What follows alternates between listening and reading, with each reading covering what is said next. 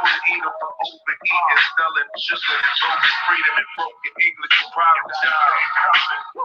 Well, we got him now, 124 down, wild finger lock you down, big body, sumo blow, if you bout your crown, Uno dope, baby rap, yo, down is the Uno dose, that is the Uno dope, 1, 2, 1, 2, big body, sumo blow, if you bout your crown, Uno dope, baby rap, yo, down is the Uno dope, that is the Uno dope, 1, 2, 1, 2, 12, and now on everything flammable.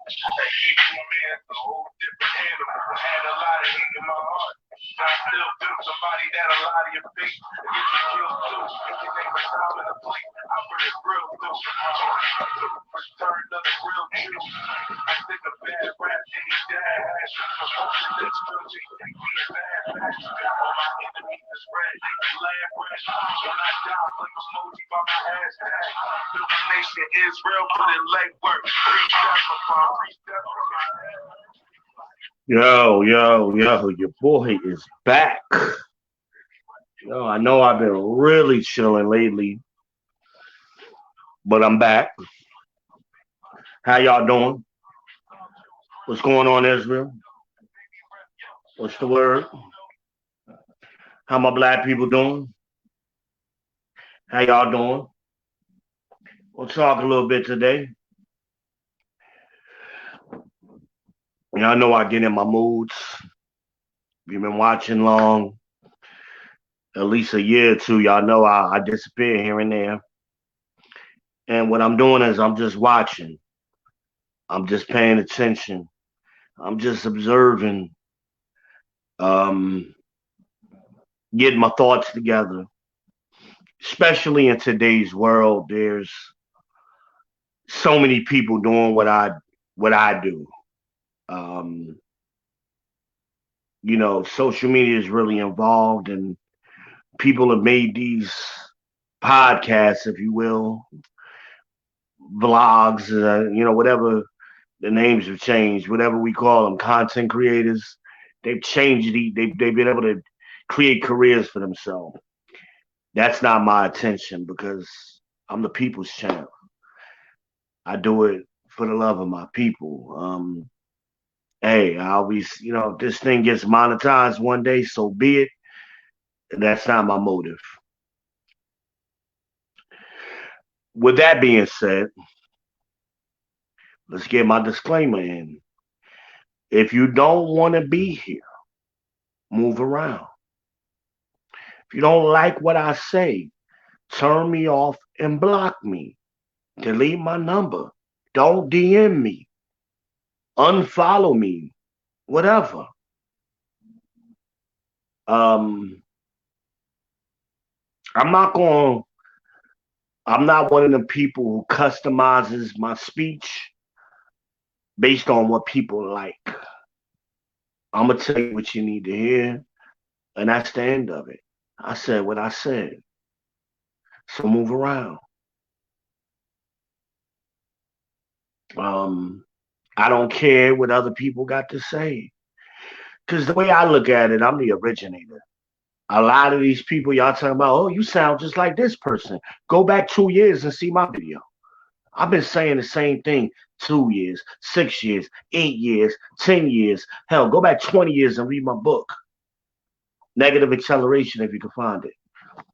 Go read my last book, Me Dos Centimos. It's on Amazon. I've been saying the same shit year after year, decade after decade. If you've been paying attention. So all of that, you sound like this person. They sound like me, but whatever. And that's good. Because that means people are really starting to come into the truth. I don't care what these other pandering dudes. Oh, you need to watch this dude because he got a better delivery. Then go watch him. I'm not a pandering dude. I'm not a beta dude. I don't do what other dudes do. Never have. But if that's what you like, hey, so be it. That's my disclaimer. Today's topic is is competition, lack of competition. The no competition is destroying the black community. Let me explain what I mean, ladies. And this is really a topic for the men, but I want you ladies to understand every conversation ain't for you to give a comment on. This is one of those conversations. I don't want to hear what you women got to think on this topic. I make enough videos where I'm speaking directly to y'all. Any of y'all can get on camera with me any day of the week. We can go live together. This isn't your time, ladies. Sometimes y'all need to listen and learn in silence. You don't have to respond to everything. Just listen. Just listen. So this is a conversation between men right now. And fellas, now I'm talking to you young guys, you millennials, you late generation Xers, and you millennials and younger. That's who I'm talking to right now. Let me explain something. Is that previous generations of men, Generation X and older, going back to the beginning of time, we always had a competitive nature. It starts as a young boy, as soon as you get ready, as soon as you come out the crib, or sometimes in the crib, it's a competitive spirit that men have. You always want to see who's the fastest, who's the strongest, who could shoot the ball the best, who could dribble the best, who could catch the football the best, whatever, who could ride their bike the fastest, who could do the best tricks. Everything is a competition. Who could slap the backboard the highest in middle school? Who could grab the rim in middle school? Everything is a competition. And see, you ladies, y'all don't understand this. The fellas know exactly what I'm talking about. Ladies, this is not your, again, this ain't your conversation. But I'm trying to give y'all a little insight into men if you listen. It's a competitive thing. And that follows men throughout their lives. Throughout their lives. So when they get out of high school, or when they get into high school, they're still competing. Most men. And then when they get into the real world, that competitive spirit is in them. So you want to be the best on your job. You want to be the best. You want to be the best in your crew. Or among the best. It's always a competition thing.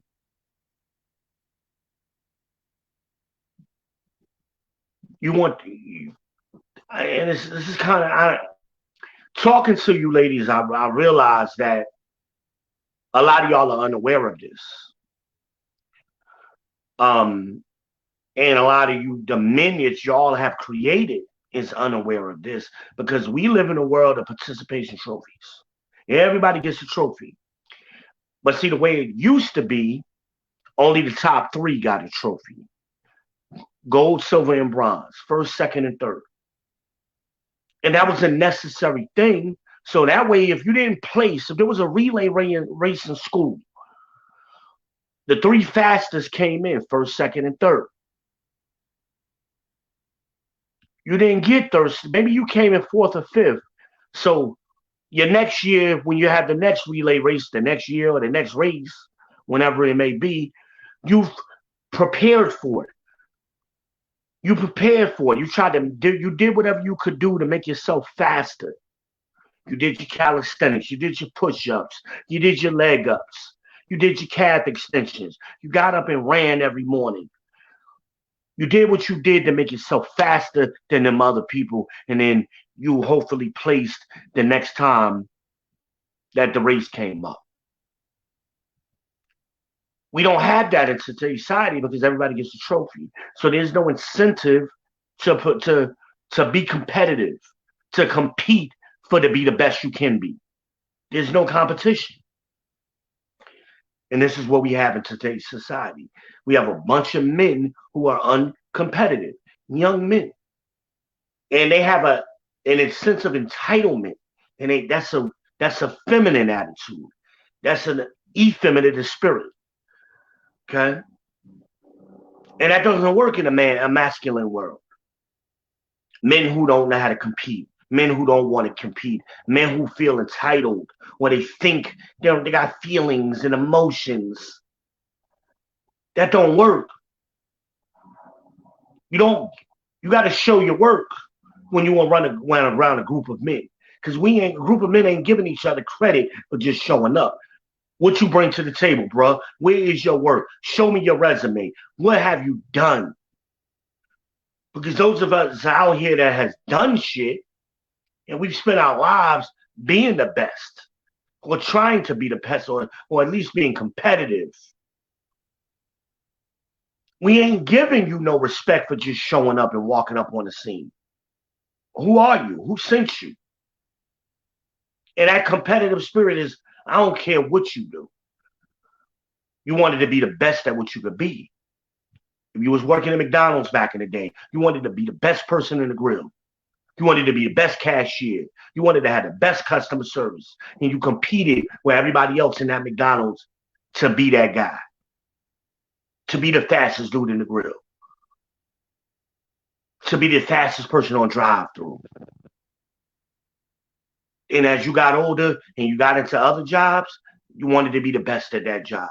And every job has a ranking system. Every job. Problem is, today's world, y'all don't even know where you rank at in your company. You got men out here who've never been the best at anything in their lives. You never ran a race. You never been the best at McDonald's. You never been the best at this. You never competed. Even when you graduated high school, you wasn't even the top 20 people in your class. You was a nobody. But see, there's another group of men who we was at the top 10. Those my boys. I put it on the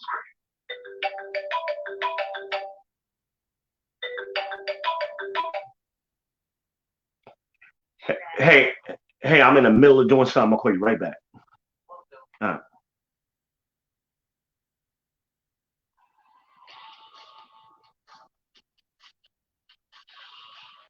I'm sorry, but I didn't realize this phone was still on. Turn that off so that won't happen again. I apologize.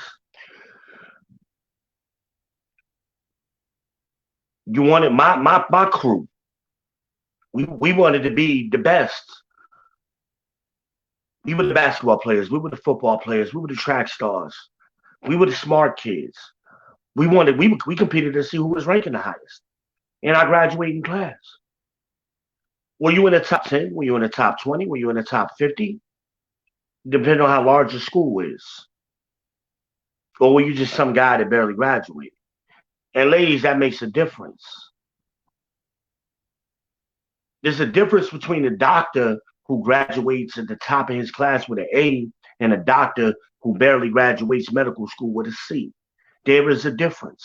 Yeah, they both call doctor, but there's a difference.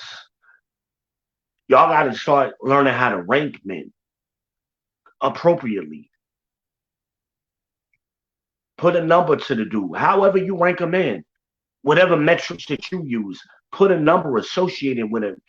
A 1 to 10. What is your last dude? What does he rank on a scale of 1 to 10? Was he a 2? Was he a 4? Was he a 5? Was he a 6? Was he a 8? What is your dude? So that way the next dude that comes along, you shouldn't be treating an 8 like a 2, and you shouldn't be treating a 2 like an 8. And I think a lot of times y'all get into trouble where y'all been dealing with 2s and 3s so long, and when you come across a quality dude, or even an average dude who's a 5, that 5 is almost 3 times better than your 2. You got to treat that 5 a different way. And you got to be honest with yourself. I've been dating below average men. And this is why you're getting the results that you get. I'm dating below average men. Fellas, you got to ask yourself, am I a below average man? I'm sorry. You got to do it. Am I below average? And be honest with yourself. Because if you're below average, if you realize that, hey, I'm below average, I'm a 3, but I want to get up to average, you're going to do the work. You're going to put in the extra work. You're going to put in that work. And you got to do it over a period of time. This ain't, you just wake up one day and decide, oh, I'm going to be average. No, you got to be average consistently over a period of time. So I hear ladies always talking. I listen to these different content creators in the streams. All of these women, oh, I've been around a lot of high value men. No, you haven't. It ain't that many of them. High value is way above average. So a high value is 8s, 9s, and 10s. No, you haven't. Be honest with yourself. You might have been around a dude who was a high earner, which I even doubt that. I can't remember discussing my salary with very many women, especially in the beginning of a relationship. So you make assumptions. You have a preconceived notion about a dude because he got a certain kind of car, he must be making money. Bullshit. Oh, because he works at a certain kind of job, he must be making money. No. Bullshit. If you ain't seen no W-2s, you don't know what that man is making. You ain't seen no bank account in his name, some investment portfolio. You don't know what his salary is and how long has he been doing it. He might have just got that job. He might have lucked up on that job. Hell, he might have had a good year, especially if it's a job that has some kind of commission or incentive. He might have just had a good year. But it's just time to be real and get to reality. Get to reality. I happen to be a man who was always in the top 5 people in any company I've ever worked at in my position, whether it was a local, state, regional, or national or international company. I've always been that. That's me. I worked hard for it. I worked very hard for it. And I got a few brothers on here know what I'm talking about. They know because we competed. And we were best friends, but we competed against each other because we wanted to make each other stronger. That's what we did. Iron sharpens iron. So I got brothers on here like Mark Jackson. We competed for years, for a decade. I think it was a decade that we competed. Best of friends. It wasn't personal, but hey, he got me 1 month. I got him the next month. He got me for 3 months. I might have got him for 3 months. But we was always 1 and 2, 1, 2, and 3. Always. And we worked for an international company. So we would 1, 2, and 3 in the world at our position. It wasn't 20 guys. It wasn't 50 guys. It was me and Mark and maybe some other random guy every other month. It's real talk. I worked at Radio Shack. It was me and Anthony. It was me and Purcell. We all got promoted together to store managers, but when we was assistant managers, it was always us. 1, 2, and 3. Me, Anthony Menderos. It was me, Purcell Murphy, and it was Van. Every month. It wasn't 10 of us. It was us 3. Every month. Competing. We were the best of the best. And we worked at it. We put that work in. So yeah, we deserved better than the regular guy, regular assistant manager, the regular employee. We deserved more because we did more. See, again, a lot of you women don't understand this. Maybe later on in life, you may have got into a sales environment, and some of you ladies may understand this. But a truly and a lot of you men don't understand this. If you've never worked for a job where your paycheck depended on your performance, you don't know what I'm talking about. I mean 100% commission sales job. You might have had a draw, but commission covered your draw. A car salesman, some type of high-end sales, realty, whatever kinds, there's lots of kind of sales that works on the draw system. I ain't talking about, you know, I'm talking about jobs where you might even had a base salary. Your base salary might have been $30,000 a year, but the sky was the limit based on your commission. You had spiffs and different bonus structures, and the more you sold, you got into a higher bonus structure. A lot of y'all don't know what that world is like. You know what a salary, a regular hourly rate is. I ain't talking about hourly rate. I'm talking about your hourly rate changes every fucking month depending on what your production is. This month you might have made 25 an hour. Some months you might have made 50, depending on your sales, depending on your performance and production. Because see, that shows you, and I'm talking about doing this for a career. I ain't talking about, one time you had a job like that for 6 months or a year or two. I'm talking about you stayed in that business and that salary structure for a decade, for at least 5 years or more. Because see, that's where the boys get separated from the men. How long was you in sales? 5 years, 10 years, 20 years? That matters because anybody can get in sales for a year or two, but you're gonna get phased out.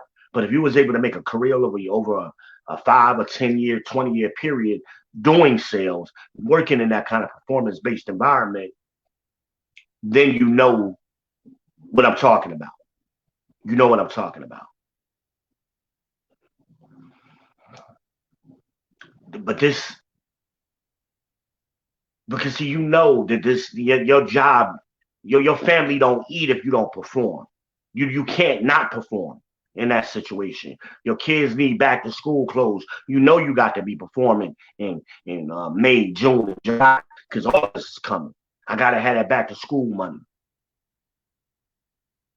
on top of your regular bills.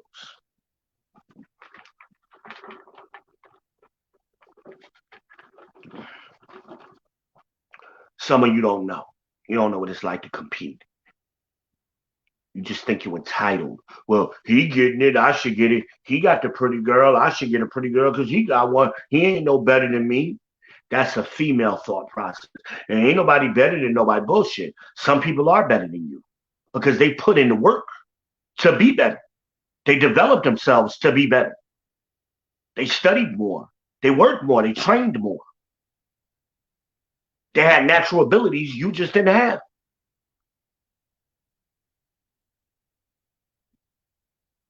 Let's see. Everybody want to try to just false equivalency and equality. Those are all of that comes from feminism. That nonsense. And the country is even companies. I'm not even gonna just say the country. It's a different level. Customer service don't even exist no more. These younger generation don't know how to do customer service. Walk into a McDonald's now. You walk up to the register, the people don't even speak to you. It's like, yeah, what can I do? Hey, what you want kind of attitude. You go back to the 80s and 90s, you walked into the McDonald's, they was greeting you as soon as you walked in the door. Hey, welcome to McDonald's. How you doing today? And if you was a regular, they probably knew your name. Hey, Mr. Johnson. Hey, Mr. Brown. How you doing? You gonna have your regular? Y'all don't know what that's like. Closest we get to that in today's world is Chick-fil-A. But this used to be the standard at McDonald's. That means something. No matter where you go. And I'm using McDonald's to make it very elementary. But that's basics because most of us, our first job was McDonald's or something equivalent of McDonald's. Big Bojangles. Hey, welcome home. Welcome home, Mr. Brown. You gonna have your sausage biscuit today? It was a different experience. And people were competitive. You wanted to provide that experience. Today, these kids, they just want to get a paycheck just for being there. Oh, you should be glad I showed up attitude. But that attitude translates into other parts of your life. Because if you behave like that with your job, you're gonna behave like that with your personal life too. Because you spend just as much time, if not more, at work than you do at home.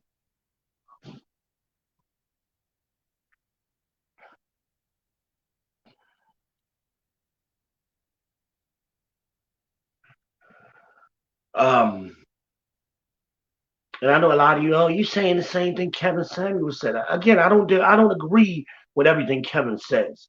He thinks that a man should work 60, 70 hours a week. I disagree with that. I disagree with that thinking. I think a man should use his time efficiently. So if you got a job that requires you to work 40 hours a week, it's a sales position. Those extra hours you should be developing yourself. You should put towards personal development. Read some sales book, get some additional training, study product knowledge so you can maximize those 40 hours and make the same amount of money as you would at a part-time job. Again, when you understand sales, the top 10% of a sales organization or any organization is going to be the top 10% is going to be responsible for 90% of the production in sales. That's just what it is. It's all across the board. So if you're working in a factory with 100 people, the top 10 people in that factory are responsible for 90% of that production that comes out of that factory. If you're working in a sales force, a car dealership, and you got 100 salesmen, I'm talking about a big car dealership, you got 100 salespeople, the top 10 guys are responsible for 90% of the dealership's gross sales. That's just what it is. It's always been that way. Top 10. That's why sales car dealerships are always hiring. But you'll find out there are like a few guys that have just been there forever, 10 years, 20 years, 5 years, 10 years, 20 years. They've been there. They got residual income now. They got clientele. They don't got to walk out there and chase customers on a lot. They're getting referral business. And when you get to that level of sales, it's better to spend time calling your existing customers than working an extra 20 hours a week chasing new customers. That's why I disagree with Kevin. The same amount of hours, but it's just working 40 hours. I mean, just saying, hey, a man should be putting in 60 hours is, I'm being a little bit more specific on how those hours should be broken down. When you get to a certain level of sales, like even car sales, you set your own hours. You set your own schedule. Only new salesmen are required to work a schedule like that. The old salesmen, the top dogs, they make their own schedule. So, hey, if I want to work 30 hours a week, I'll work 30. And I did. Hey, if I want to work part-time, I'm still one of the top salesmen. So I'm still generating the same amount of sales or more, probably more than the guy that's working 40 hours a week. I can do what he does in 10 hours because I'm more efficient. I have referral business. I'm only coming in to sell a car and I'm leaving. It's a different scenario. It's a different class of salesmen when you get to that level. And those are the guys who've been in car sales 5 years, 10 years, 20 years. They work their own schedule. They don't even work a draw. They might take a draw sometimes, in the slow time of the year, but during peak season, they ain't on no draw. They are 100% commission. Competition is important. We used to compete as neighbors. Oh, my neighbor got his grass cut. I want my grass cut too. I want to have the best grass in the neighborhood. I want to have my nicest yard in the neighborhood. I want to take care of my house the best in the neighborhood. We used to compete like that. My neighbor got a nice car. I want to have a nice car, a better car. And it was a friendly competition that caused us to constantly want to be better. Hey, even my kids. Hey, my kids is doing good. My neighbor's kids doing good in school. I want my kids to do better.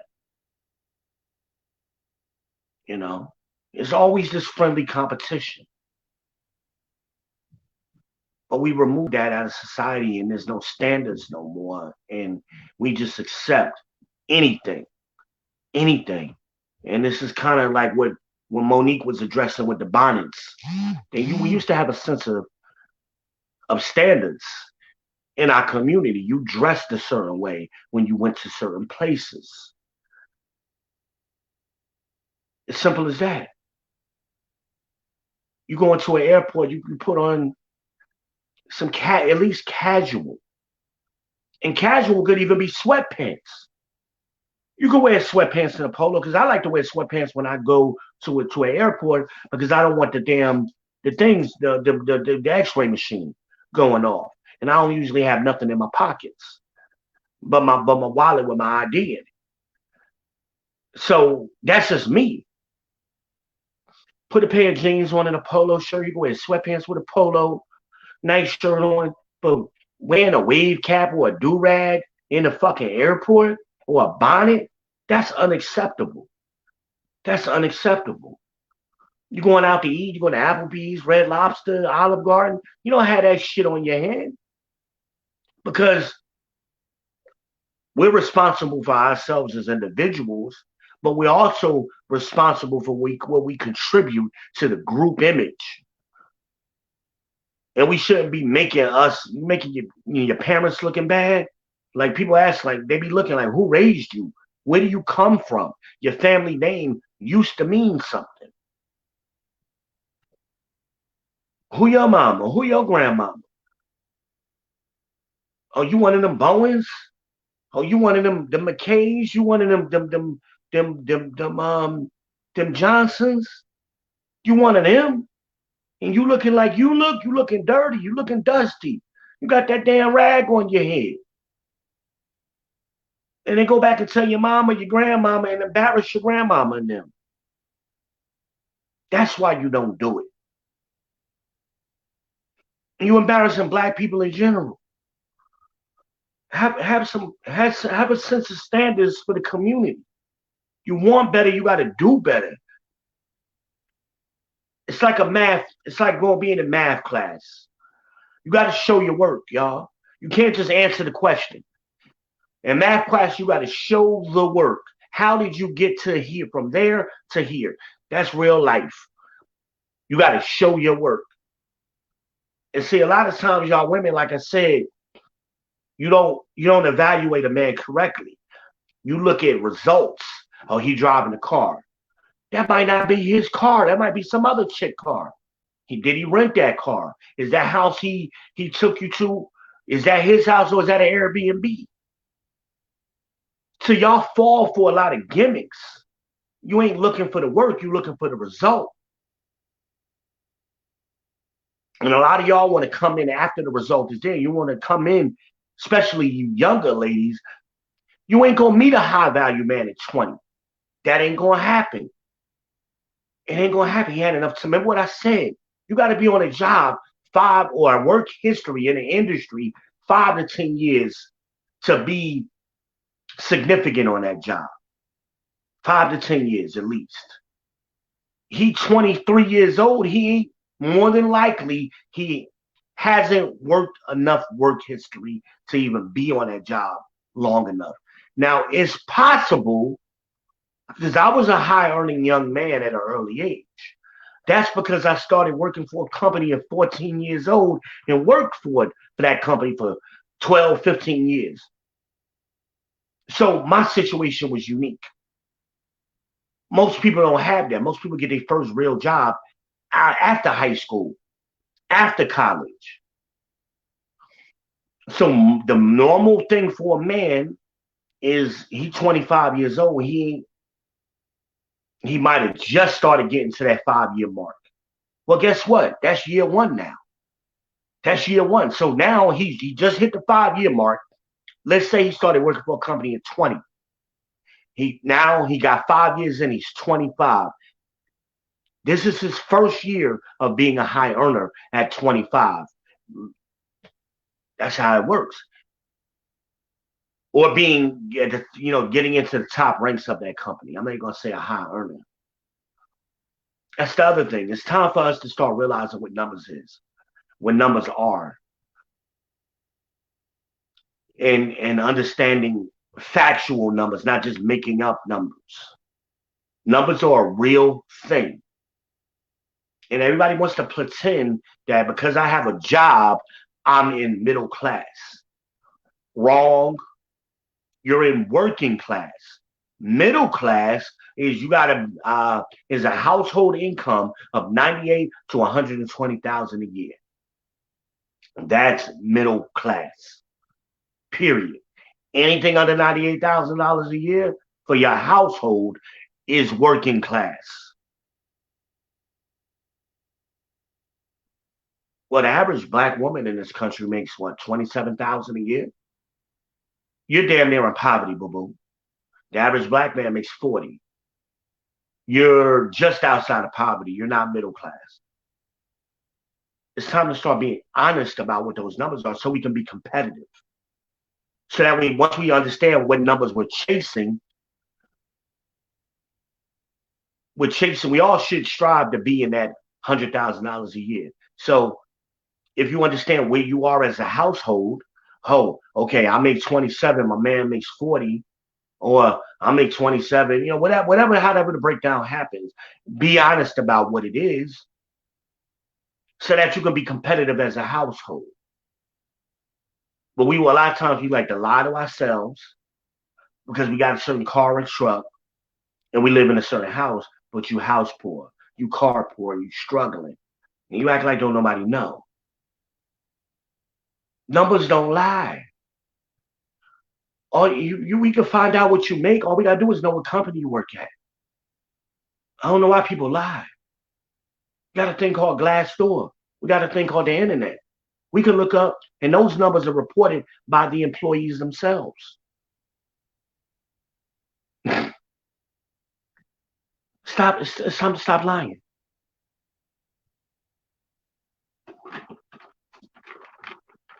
Stop trying to make your man more than what he is, ladies. Because as soon as you break up with him, oh, he wasn't shit, he wasn't this, he wasn't that, but the whole time you was with him, you was claiming he was a high value man.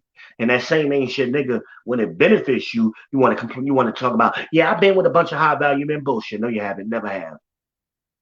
No, you haven't. Only 6% of black men in this country are high value. 6%. And your income is only one component. Income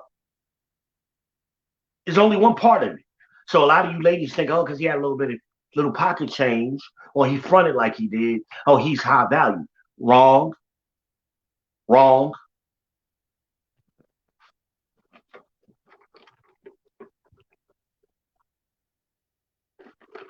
%6 of men countrywide. Most of them live in New York, Atlanta, Dallas, Chicago, Los Angeles, Houston, largest cities. Largest cities. That's where most of them live at, because to make that kind of a money, you have to be in one of those kind of economies. And there's very few people here in Charlotte, very few black men in Charlotte making $100,000 a year. You got surgeons in Charlotte that ain't making $100,000 a year. They're barely making that. So let's be real. Your man ain't no surgeon. That nigga work in a warehouse. He ain't making no $100,000 a year. And that's where the lies start. As soon as you start asking him where he worked, and y'all want to come up with the lies. Oh, he an entrepreneur. I love that. I love that one. Doing what? He making $100,000 doing what? Bullshit. That's what. He cutting grass. That's what you mean he an entrepreneur. He's selling CDs. What business did he got?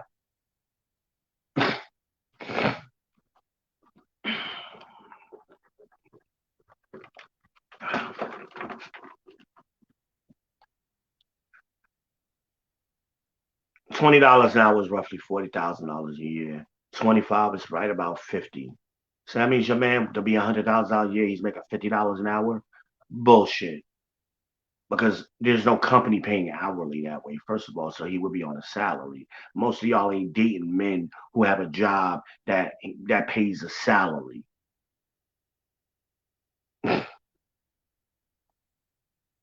Bullshit. It's time to start getting to real numbers so you can be competitive. Fellas, stop lying, stop lying, stop lying. Stop fronting with your fake jewelry. That fake ass chain you got on, you pay $80 for it. That shit ain't real. Stop flossing. Faking it.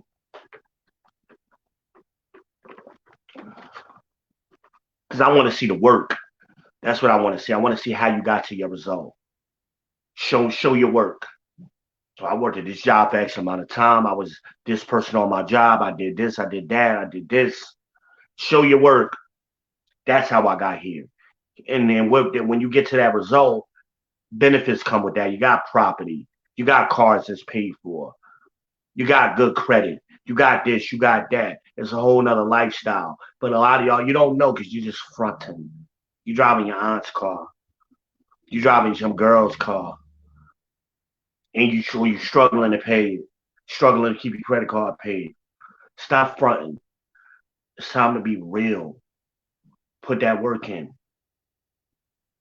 Ladies, I'm going to do a competitive show just for y'all because y'all need to learn how to be competitive too. Y'all think that y'all the prize, right? That's the problem. You don't see your man as the prize. You see yourselves as the prize, and he should be grateful for you. And that's you out of order. The man wasn't made for you. You were made for the man. Come on, that's God. That's God's words. The man wasn't made for the woman. The woman was made for the man. And y'all need to, especially y'all all claim to be Christian or believers in the Bible. As soon as the Bible start coming out and we start talking about what the Bible really says, then y'all want to fall back on that feminism bull crap.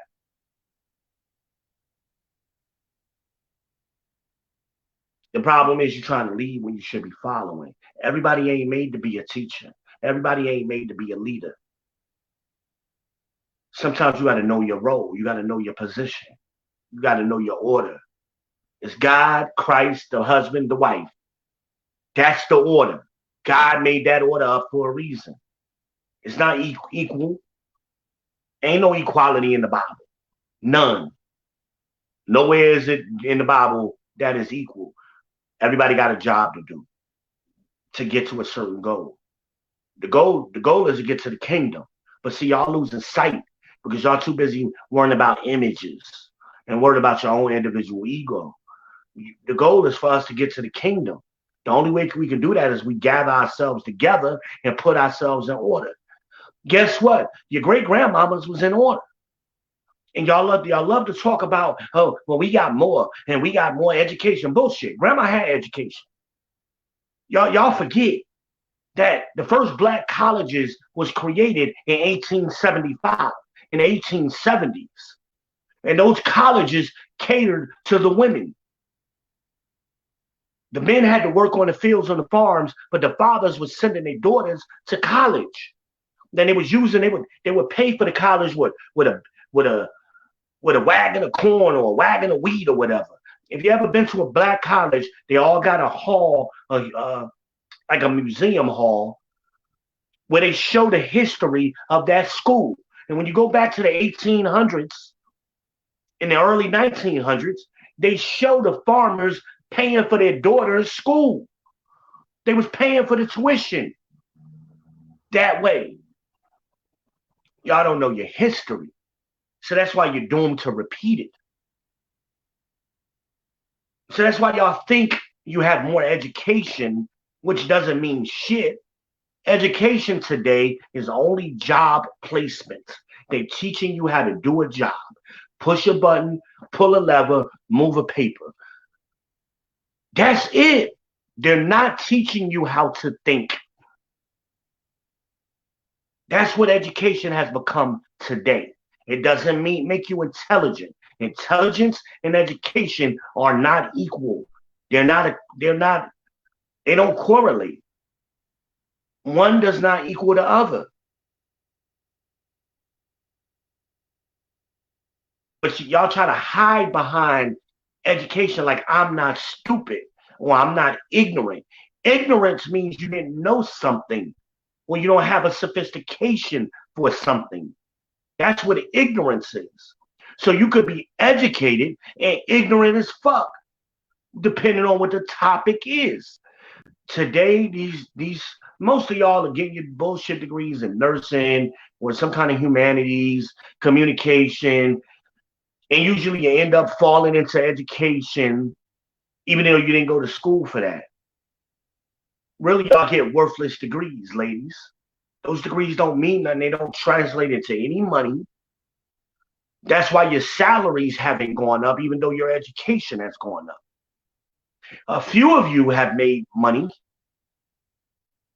but that's not because of your education. That's just because they can count you 3 times. They can count curriculum, and they get incentives for hiring black women versus hiring black men. It's time to be honest about that. Because see, I've competed with y'all black women. I've always worked in the industry where I had to compete against you. Most men don't take jobs like that, but I always had jobs where I'm competing with y'all. And guess what? I kicked y'all asses all the time. I ate y'all up. And most of the men who was competing like me, we ate y'all up. But we didn't get promotions because they could count y'all twice, 3 times. They can count you as a woman, they count you as a black woman, and they count you as a minority. And they get benefits and grants and all that kind of stuff. So y'all benefited from government assistance, where the black man has had, actually, we've had the reverse. We had to be better than y'all just to get the same thing y'all have had. We had to be better than the white man to get less than what they had. But see, y'all don't want to talk reality.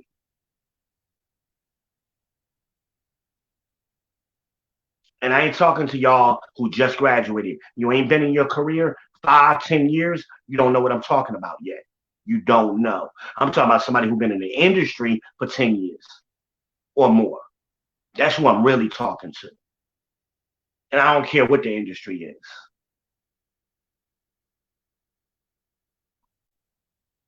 So y'all can talk that education shit to somebody who don't have education and don't know. But see, and this is the difference between an average man, a below average man, and an above average man. I'm an above average man. I ain't no 8, 9, and 10. I don't never put myself in that category. I'm a firm 6 and always have been. That's above average. So you dealing with somebody who's better than most when you coming at me. All my life, any job I've ever worked on, amongst my peers. So I speak from a position, I know what I'm talking about because I lived that shit. I got 30 years worth of work history to prove it. I can show my work. And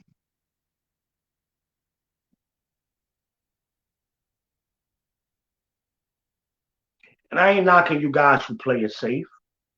I'm not knocking you. I mean, it's a lot of solid brothers out here. I'm not saying because you wasn't in the top, you wasn't a solid dude. You was an average dude. That's a noble thing. There's some great men out here that's 4 4s and 5s. They great men. They solid dudes. They've been working on the same job ever since they got out of high school. They go there every day. They don't never miss no work. They consistent. They pay their bills and they save their money as best they can. They solid dudes, ladies. But that's why it's important to be able to recognize which one you got. He's a solid dude making $40,000 a year. That's beautiful. That's a beautiful thing. Solid dude. 4s and 5s, solid.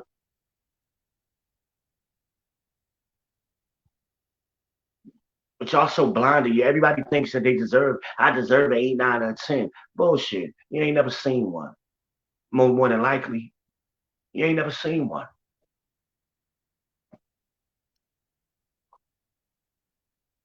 It's just, it is what it is.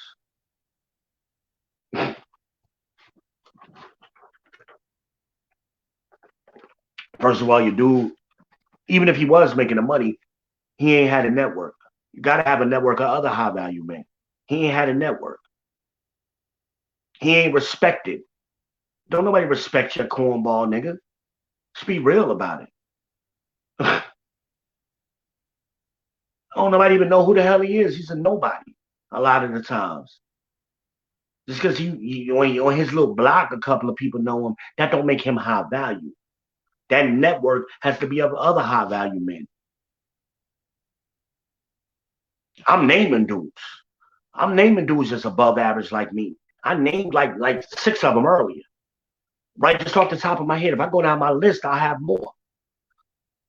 That way, because it's something I'm not an expertise in, I'm gonna call up Purcell and ask him.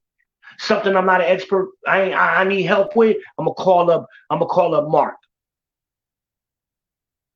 I can reach. I'm gonna call up Tony. I'm gonna call up Troy Saxton. I'm gonna call up somebody. They got expertise that I don't have. And same thing with me, yo V. Let me ask you. Let me run this by you because I know you know how to do this. Let me run this by you.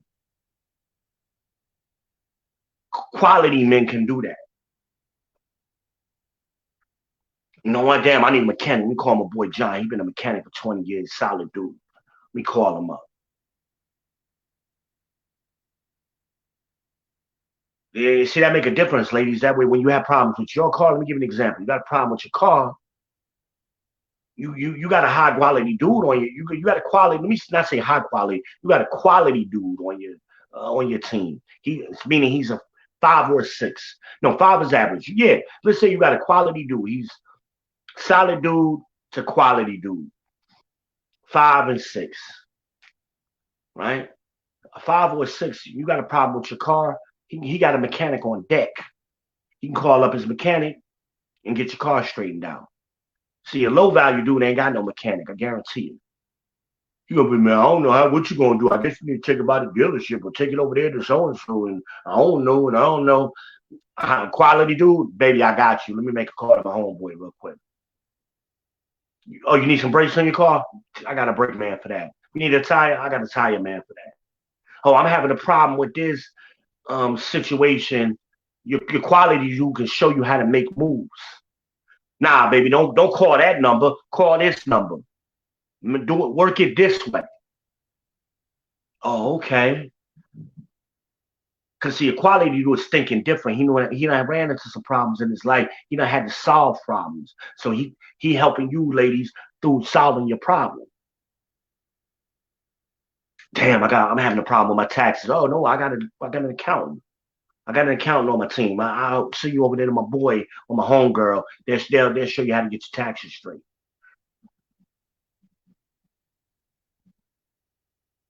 Come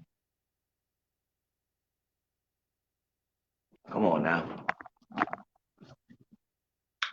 I'm rambling right now, man. That's all I really got. Just wanted to pop on. I hadn't been on in about a month, I think.